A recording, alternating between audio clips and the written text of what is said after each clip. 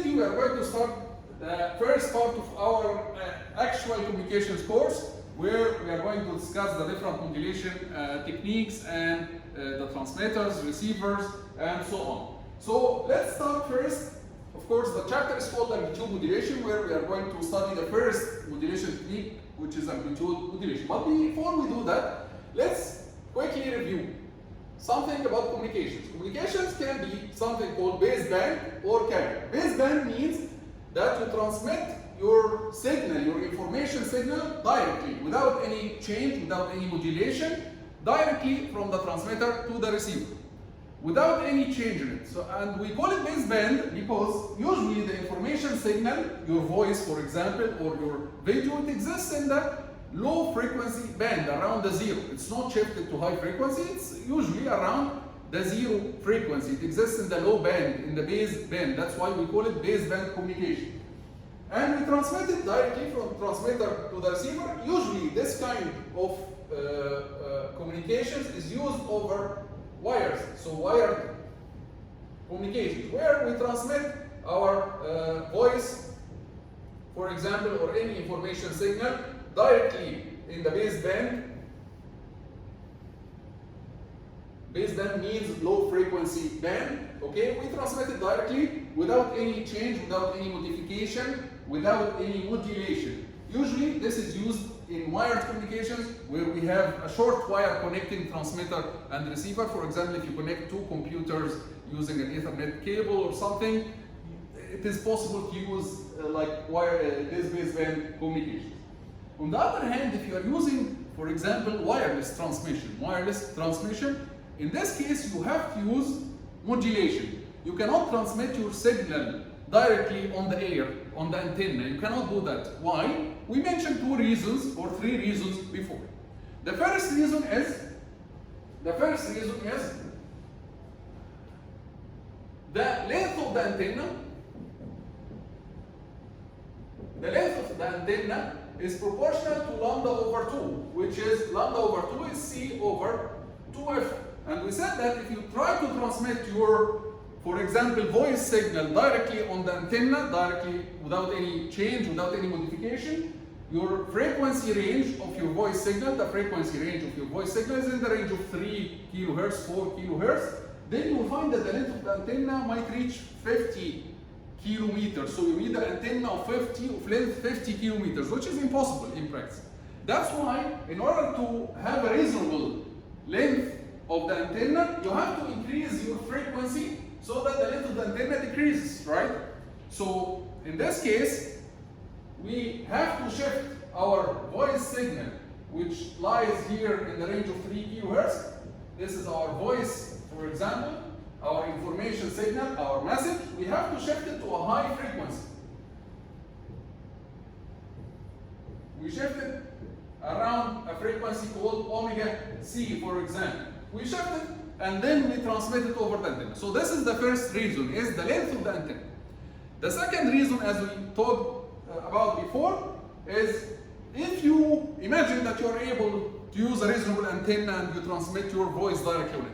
Can we do that in a wireless environment? Of course, it's impossible. Why? Because if I transmit my voice and somebody else transmits his voice in the same band, and some third person transmits his voice, all these signals are going to interfere together. And the receiver, the receiver who is supposed to receive my voice, the person whom I'm calling, is going to receive my voice, your voice, and other people's voice.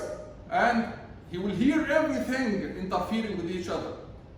So this is bad communications. This is poor way of communications, right?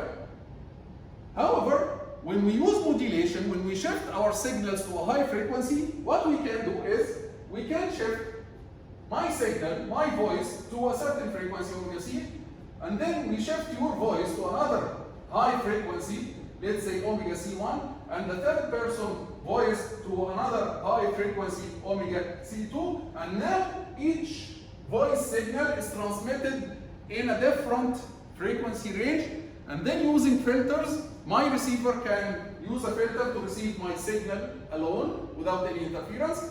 The person whom you are calling can receive your voice by using a filter on your signal, without any interference from the others, and so on. And this is what happens in the radio. For example, in the radio, there is a channel for news, a channel for sports, a channel for like entertainment. Each channel is transmitted on a different frequency range. When you change the button of your radio, then you are changing the filter that you are using to receive either the news channel or the entertainment or the sports, whatever. So this is the second benefit of using carrier communications or using modulation. There is a third benefit of doing this, but it's going to appear later when we move to digital communications, which is the exchange between bandwidth and power. So we can, using modulation, we can actually reduce the power on the cost of increasing the bandwidth or vice versa. So carrier communications in general is the process of shifting your signal, your baseband signal, your information signal, your voice to a high frequency carrier. So we use a signal called the carrier. Usually the carrier is a cosine wave. We bring a carrier which is cosine omega ct plus theta. And then we modify this carrier using our information signal. So the carrier here is just, its purpose is to carry the information signal. Nothing else, okay? It has no information at all, because what's the meaning of information? The meaning of information is something that you don't know. If I give you a signal that you know, that you expect what it will be after 1 hour or after 2 hours, then this signal doesn't contain any information, right? If I tell you that tomorrow morning the sun will rise, does this statement contain any information? No, it doesn't contain, because all of us, we know that tomorrow morning the sun will rise. So information comes from something unknown. So this signal is known. If I give you this signal, then you can estimate its value after 1 year from now, after 2 years from now, you can estimate the value, right? So this carrier doesn't contain any information at all, right? So the purpose of this carrier is to carry our signal to the receiver, okay? And how do we do that? We have 3 types of modulation. Either we can change the amplitude of the carrier, and this is what we call amplitude modulation. Or we can change the frequency of the carrier a little bit around omega c, and this is what we call frequency modulation. Or we can change the phase of the carrier, and this is what we call phase modulation. So we have 3 types of possible modulations. Either we change the amplitude, this is amplitude modulation, which we are going to start today, and frequency modulation, phase modulation. Okay?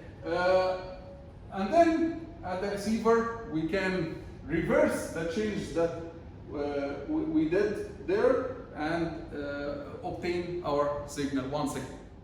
A very nice example that we usually use in order to understand the meaning of the carrier is if you want to, if you have this page that contains information and you want to send this page to the end of the class, for example, to your colleague at the end of the class, if you try to just throw it up, it will not go, right? It will stay here. If you try to just send it like this, you throw it like this, it will not reach to the other side. But what we can do is, if we bring a rock, if we bring any heavy rock, we connect it to our paper and we throw it there, then what will happen? The other side will receive the rock and the paper that contains the information. Then he will do what? He will remove the rock, he will throw it away, and then he will read the information, right? So the rock here is the carrier. The rock here is the carrier. All its purpose that it carries the information to the other side. But does it contain any information? No. The other side is actually going to throw it away. It doesn't contain any information, and he will read the information in your message. So the purpose of the rock here, which represents the carrier, is to carry the paper to the other side. If you throw the paper, if you try to throw the paper without any rock, it will stay in its place, it will not be able to go. This is a nice example to show you the difference between the message, which we call it here, we didn't call it yet, but we'll call it M of T usually, and the carrier signal which carries the information signal later.